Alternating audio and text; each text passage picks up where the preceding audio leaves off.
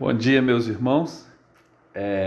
No domingo, a nossa transmissão do culto ficou comprometida por conta da falta de um equipamento e nós tivemos só imagem. Mas eu sei que várias pessoas têm acompanhado as nossas transmissões, quando a pessoa não pode ir na igreja, às vezes ela quer ouvir de novo e está seguindo a série. E para não ficar faltando um pedaço, um trecho, eu vou expor aqui aquilo que foi ensinado no domingo. A vantagem é que a gente relembra ou pensa mais em algumas coisas que foram ensinadas e também, durante a minha tosse, eu posso dar pausa aqui e vocês nem vão notar. Bênção de Deus esses recursos que nós temos. Nós estamos seguindo o livro de Atos, que fala do início da igreja, através da descida do Espírito Santo. Lembrando que esse era um propósito divino, em formar um grupo de pessoas, um povo particularmente seu, mais do que o próprio povo de Israel, tanto que o chamado de Abraão era para que através dele e da sua descendência, todas as nações da terra, ou seja, os outros povos, fossem beneficiados. E isso se cumpriu ali no Pentecostes, a profecia de Joel, que já mencionamos. Jesus falou várias vezes sobre isso, sobre ele subir e enviar o Espírito Santo. Vimos semana passada sobre o conteúdo do Evangelho, que é a vida, morte e ressurreição, né? Vimos a natureza de Jesus, ele que foi aprovado através das suas obras, dos seus milagres, seus sinais, foi aprovado por Deus, ou seja, Deus manifestou que Jesus é Deus. Vimos a sua morte, que foi predeterminada por Deus, ainda assim sob responsabilidade dos homens. Vimos que Deus ressuscitou Jesus e Deus trouxe Jesus para junto de si, e até o dia em que Jesus vai pisar aí os seus inimigos. O que a gente vai ver hoje é a reação então a este evangelho, essa mensagem da salvação. Na verdade, vai ser um contraste entre o suposto evangelho, o evangelho fake, o evangelho genérico que é pregado por aí, e até mesmo as supostas experiências de salvação, ainda que sinceras, nem sempre correspondem com a realidade da salvação. Às vezes o sentimentalismo ou alguma experiência diferente daquilo que estão acostumados, e a pessoa acredita que naquele momento ela foi salva por alguma coisa que ela sentiu ou pela oração que alguém fez por ela, ou imposição de mãos, ou mesmo oração que ela repetiu. Então, para começar, eu queria fazer algumas perguntas para você pensar e voltar para você mesmo, tá? A primeira pergunta seria assim: como você chegou aqui numa igreja cristã? O que te trouxe? Na verdade, não só o que te trouxe, mas o que te manteve aqui. O que você encontrou e você falou: é aqui, eu vou ficar aqui. Eu sei que alguns daqui que estão me ouvindo são como eu. Foram nascidos e criados na igreja. Então nós estamos acostumados com o dia a dia de uma igreja. Nas programações, a própria mensagem, aquilo que fazemos, oramos, as nossas conversas, nós estamos acostumados com isso desde que nascemos. Muitos chegaram aqui na igreja bem cedinho, pequenos ainda, outros vieram de outras igrejas evangélicas, mas a pergunta é: por que você está aqui? O que te trouxe, o que te manteve aqui? Tudo isso é para você pensar quem é Jesus para você, o que você de fato crê. Eu falo isso porque às vezes as pessoas elas nasceram numa, vamos usar esse termo, religião, e elas simplesmente foram educadas naquele contexto, e a partir dali aquilo é o certo e acabou, nunca virou nada diferente. A sua posição, as suas crenças nunca foram confrontadas, ela mesma nunca confrontou. Mas é importante nós confrontarmos nossas crenças. Na verdade, até a palavra de Deus, o propósito é confrontar as nossas ações, as nossas convicções, os nossos pensamentos. Eu queria que nessa mensagem você estivesse confrontando E confrontar não é derrubar o que você crê, mas justamente verificar, fortalecer, às vezes filtrar e às vezes derrubar também. Então eu espero que a palavra, o texto de hoje possa ajudar você nesse sentido. Então acompanhe comigo Atos capítulo 2, do versículo 37 até o versículo 41. Diz assim: ouvindo ele estas coisas, compungiu-se-lhes o coração e perguntaram a Pedro e aos demais apóstolos: que faremos, irmãos? Respondeu-lhe Pedro: arrependei-vos e cada um de vós seja batizado em nome de Jesus Cristo para a remissão dos vossos pecados, e recebereis o dom do Espírito Santo. Pois para vós outros é a promessa, para vossos filhos e para todos os que ainda estão longe, isto é, para quantos o Senhor nosso Deus chamar. Com muitas outras palavras deu testemunho e exortava-os, dizendo: salvai-vos dessa geração perversa.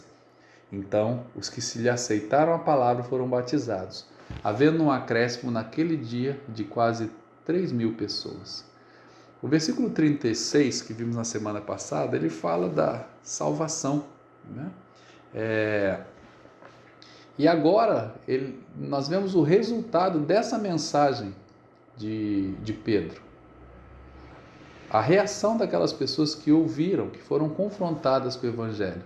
Eu queria levantar aqui alguns aspectos sobre essa mensagem, sobre a reação dessas pessoas, para, como eu falei no início, nós confrontarmos aquilo que nós cremos e até mesmo a experiência que tivemos da nossa conversão.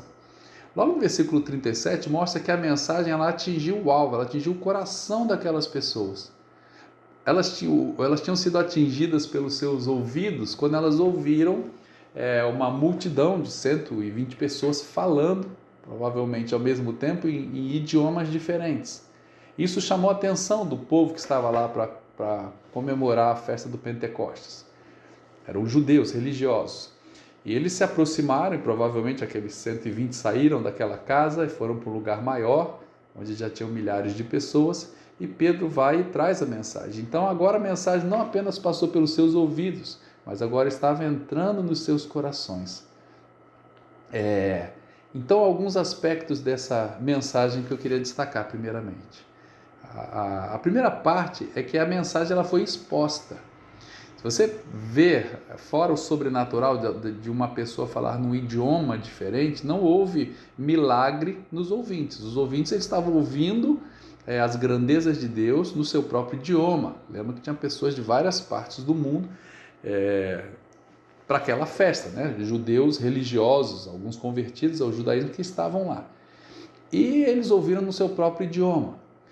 Fora isso, né, na verdade, dos 120 falarem idiomas que eles mesmos não conheciam, mas que eram existentes, não foram feitos milagres aqui. Outro ponto importante é que Pedro ele não fez promessas terrenas e nem celestiais para aquelas pessoas. Ele não falou: ouça essa mensagem, sua vida vai mudar, você vai melhorar, o seu casamento vai ser restaurado, você vai ficar curado, você financeiramente vai prosperar. Ele não teve isso. Se você prestar atenção no conteúdo dessa mensagem do Evangelho, foi pregada a culpa humana pela rejeição e condenação do Filho de Deus. Jesus foi rejeitado como Filho de Deus e ele foi crucificado inocentemente. E aquelas pessoas que estavam nesse momento ouvindo essa mensagem eram responsáveis por isso também. Em outras palavras, elas foram confrontadas com a verdade. E essa é a verdade do Evangelho. Eu nego a Cristo toda vez que eu quero fazer minha própria vontade. Nós nascemos debaixo da ira de Deus. E nós precisamos ser confrontados com a verdade do Evangelho. Cristo morreu na cruz. Ele foi condenado à morte de cruz por causa do nosso pecado. Esse é o Evangelho. Qualquer coisa diferente de que Cristo morreu pelos nossos pecados não é Evangelho.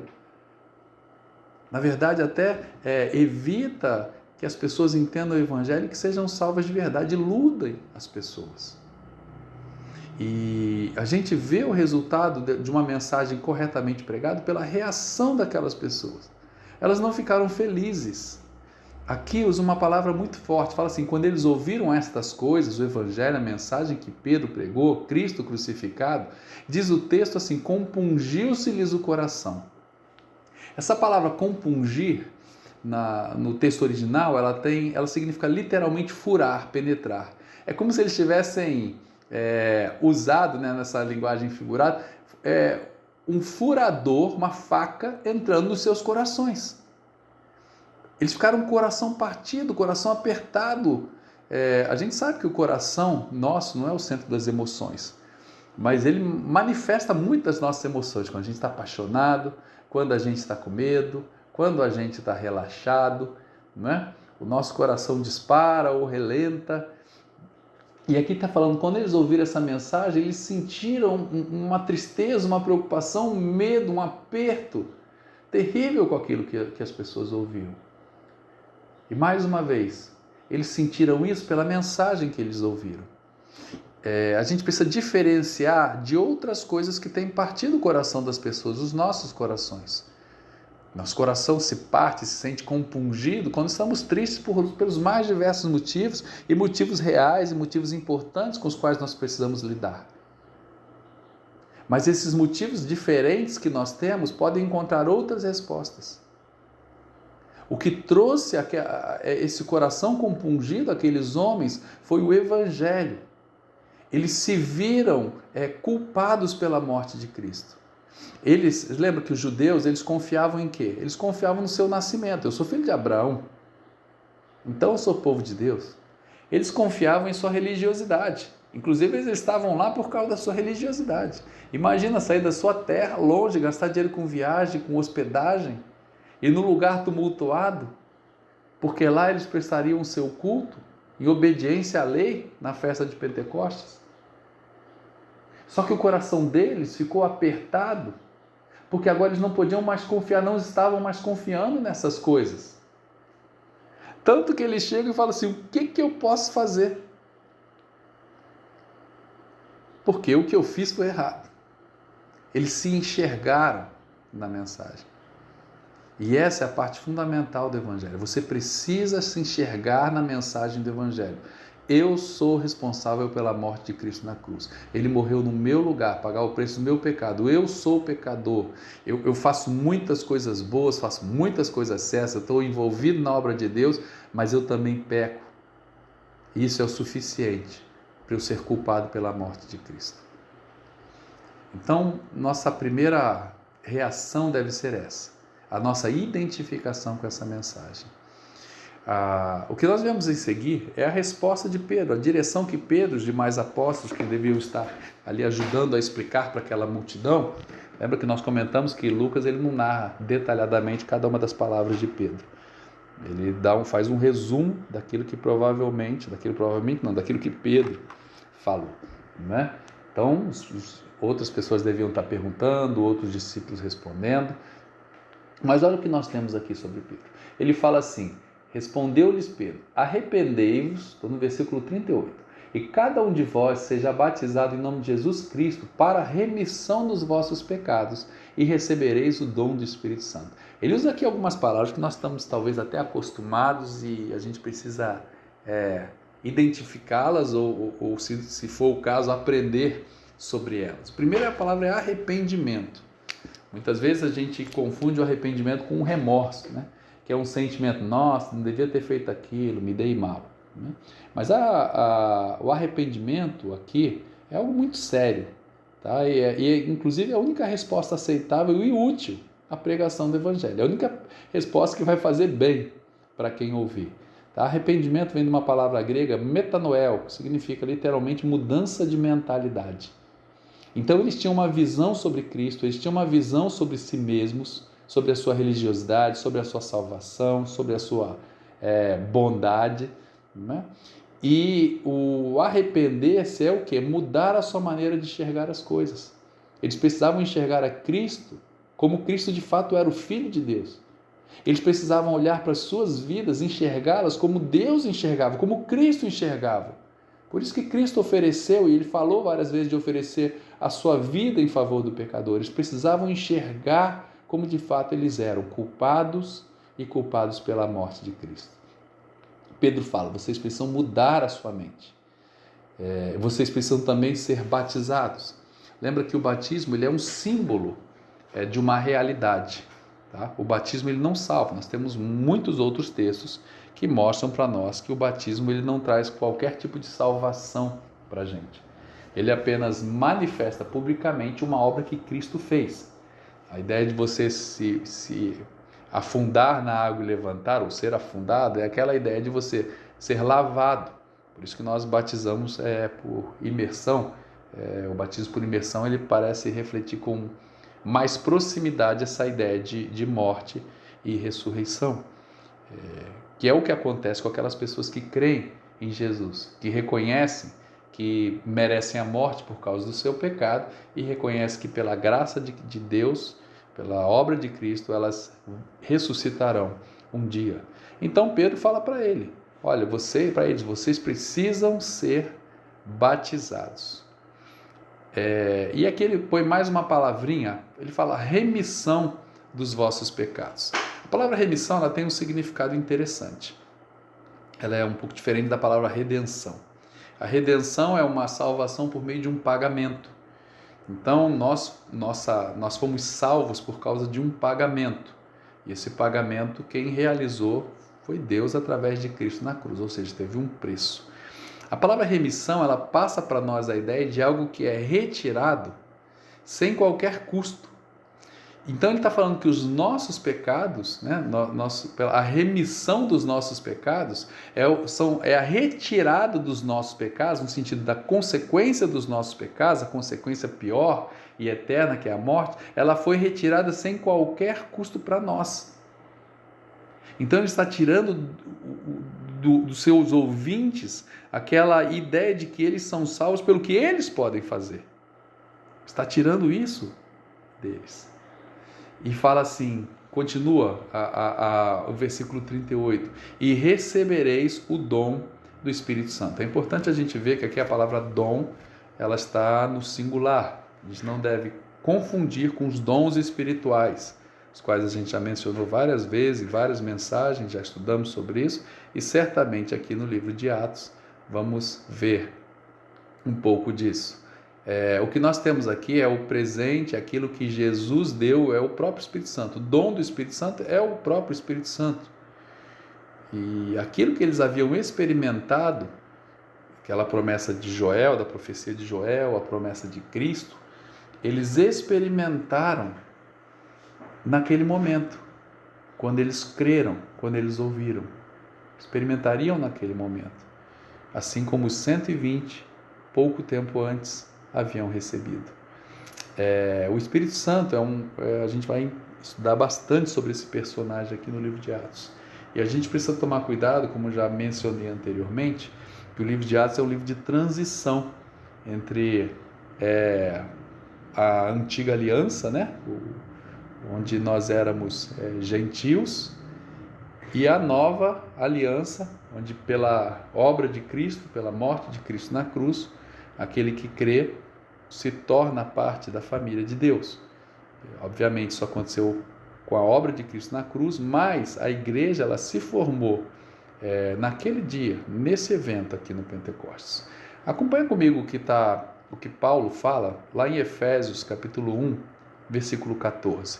É um resumo bem claro do que faz com que alguém seja salvo, do que ele precisa crer e o que acontece na sua crença. Efésios capítulo 1, versículo 14, falando sobre Jesus, fala assim: em quem também vós, depois que ouvistes a palavra da verdade, o evangelho da vossa salvação, ele está falando que palavra da verdade é essa, que é o evangelho da vossa salvação, tendo nele crido, fostes selados com o Espírito Santo da promessa.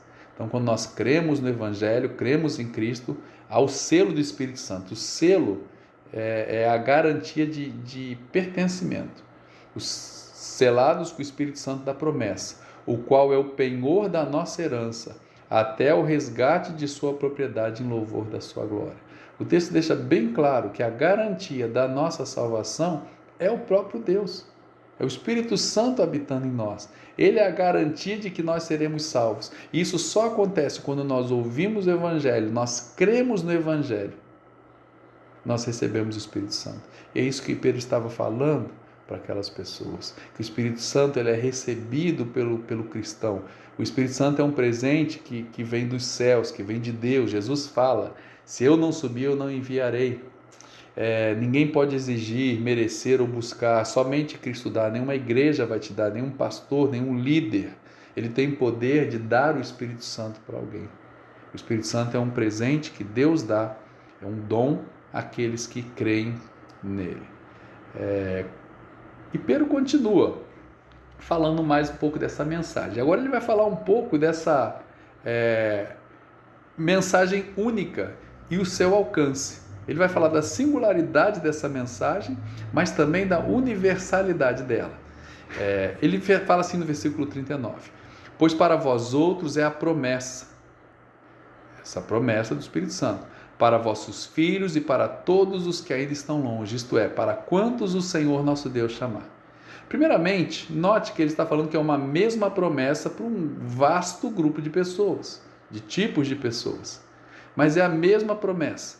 Nós podemos receber muitas coisas que podem estar atreladas à nossa idade, ao nosso conhecimento, à vida que levamos, em que parte do mundo nós estamos, a cultura que temos, mas o que ele está falando aqui é de uma salvação, e essa salvação é a mesma em todos os lugares. Não há diferenciação de raça, de idade e de localidade. Por isso que ele está falando que aquilo que havia sido prometido na profecia de Joel e depois de Cristo, e que havia acontecido com os 120, aconteceria com qualquer pessoa que ouvisse e cresce nesse evangelho. Essa mensagem também ela é universal, porque ele fala assim, é para você, para os seus filhos, ainda os que estão longe. Provavelmente não, podemos dizer até que certamente Pedro não estava se referindo, quando ele usou essas palavras, aos gentios que entrariam na nova aliança, tá? Aqueles que não eram judeus. Não faz sentido ele pensar que essa mensagem era para os gentios, porque nós vamos notar que mais para frente no livro de Atos, principalmente uma visão que ele teve com aquele lençol de animais impuros, a gente vai ver isso mais para frente, e a conversão de Cornélio foi quando ele descobriu ou entendeu que o evangelho era também para os gentios. Então a referência aqui de Pedro provavelmente é uma referência apenas aos judeus que estavam espalhados por toda a parte aí do planeta, né? Por isso que ele fala os que estão longe. Mas em breve ele aprenderia que o evangelho chegaria também para os gentios. E chegou para nós, graças a Deus. Ele também fala para os seus filhos, e aqui tem outro aspecto importante dessa mensagem, que esse arrependimento, essa mensagem, esse arrependimento, eles são individuais. Vamos pensar agora nos nossos filhos. Nossos filhos precisam ouvir o evangelho e eles precisam se enxergar no evangelho. Então não importa a idade do seu filho, se ele é um bebezinho ou se ele é um adulto. Ele precisa ouvir o evangelho. Ninguém vai ouvir o evangelho porque veio na igreja. Ninguém vai ser salvo porque ouve música cristã. As pessoas vão ser salvas quando elas ouvirem o evangelho, elas se identificarem no evangelho, elas crerem em Jesus como seu Salvador. E aí elas vão se tornar filhas de Deus. Então nós precisamos ensinar para os nossos filhos. Se você tem dúvida quanto à conversão do seu filho, fale desse evangelho sempre. Nós aqui numa igreja evangélica, igreja batista, praticamente todos os domingos e em praticamente todas as nossas reuniões nós mencionamos a obra de Cristo. Pode não ter nenhum visitante, a gente vai lá e fala do evangelho e fala da obra de Cristo, para que pessoas talvez estejam aí no nosso meio acostumadas com essa mensagem, a mensagem ainda não entrou no coração, como vimos que aconteceu com essas pessoas aqui.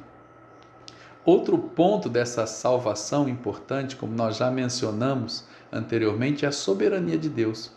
Nós vimos no texto da semana passada que Deus ele apresentou Jesus como seu filho, que a morte de Jesus, que os judeus entregaram nas mãos de homens maus, né?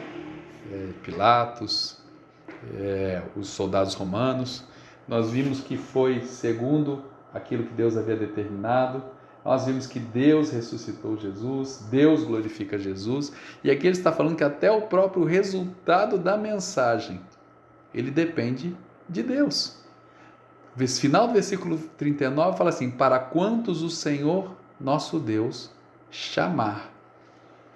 Deus chamaria os gentios e ele chamou. E a soberania de Deus está presente na salvação, seja de judeus como de gentios.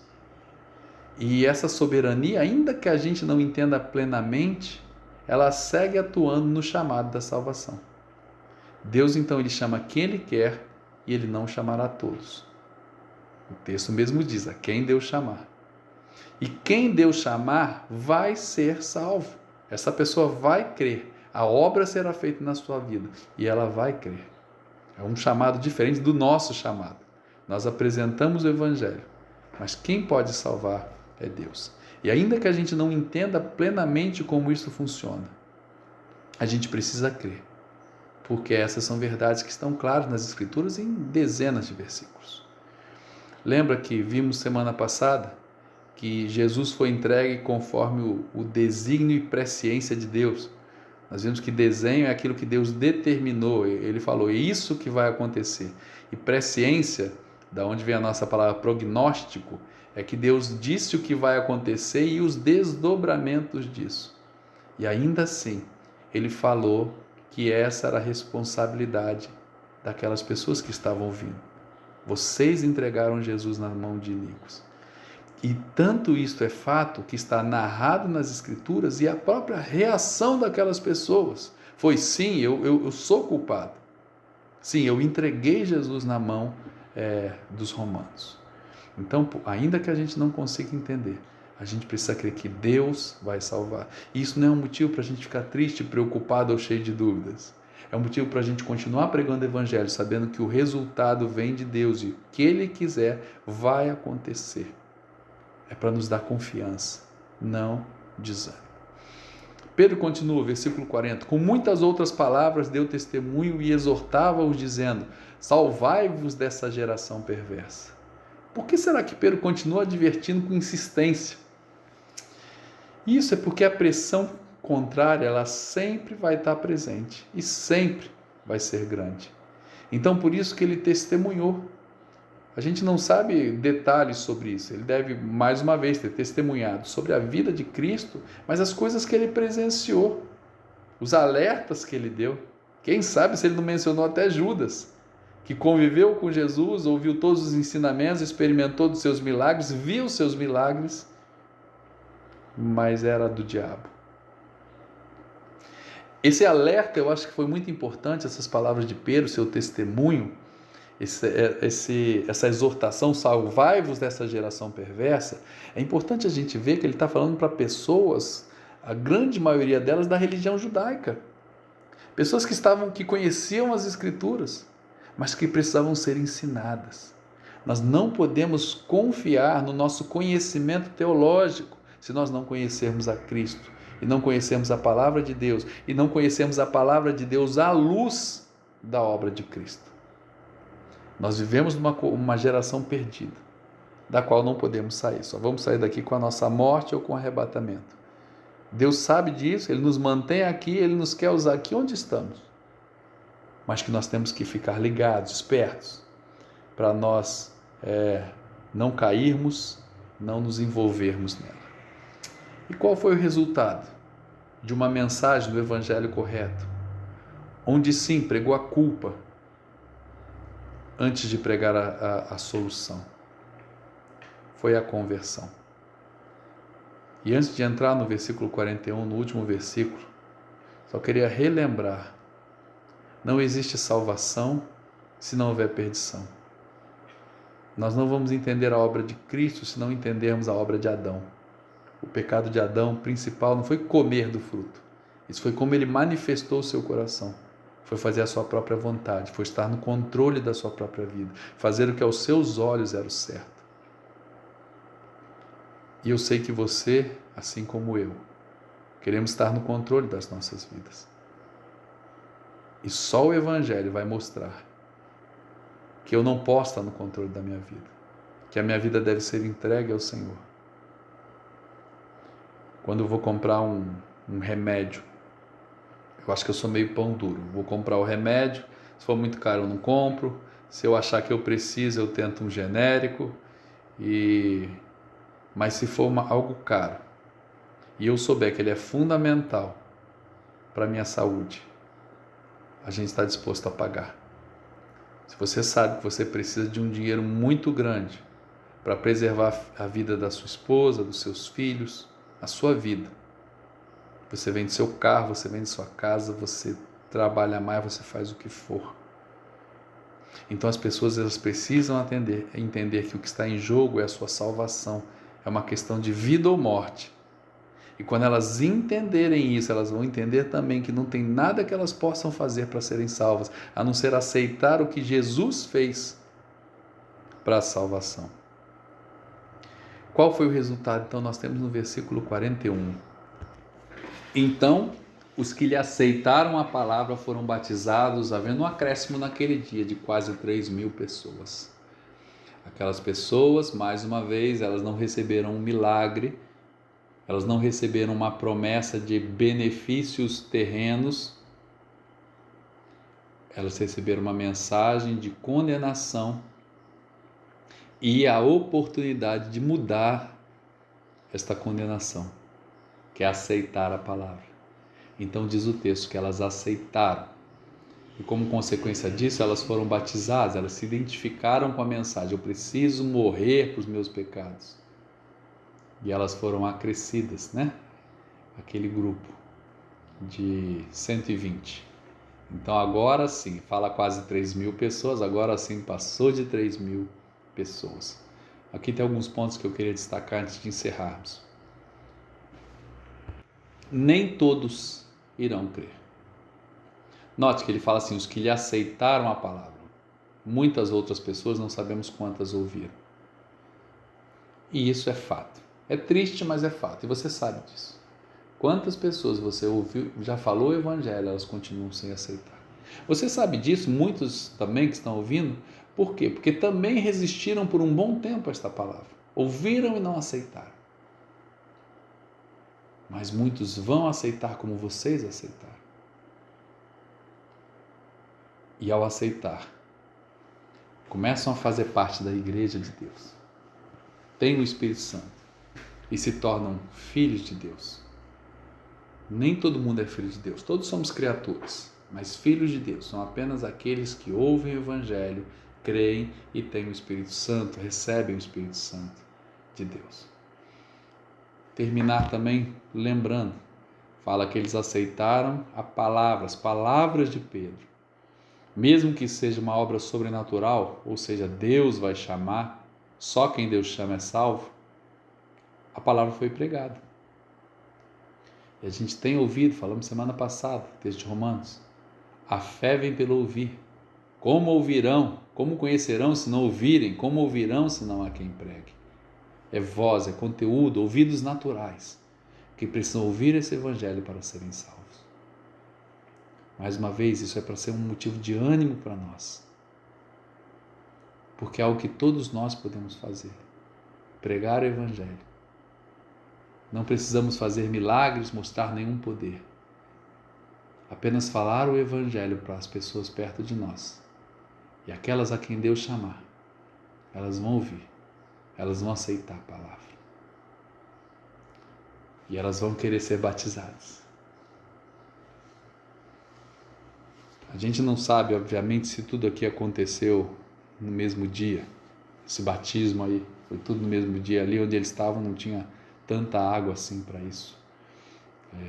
Nem que tipo de batismo eles fizeram no momento como aquele, onde não tinha tanta água, rios perto. Mas o que a gente sabe é que houve uma identificação com essa mensagem. A mensagem que salva. A pergunta que eu fiz no início da mensagem são perguntas fundamentais para a sua vida. Por que você está aqui?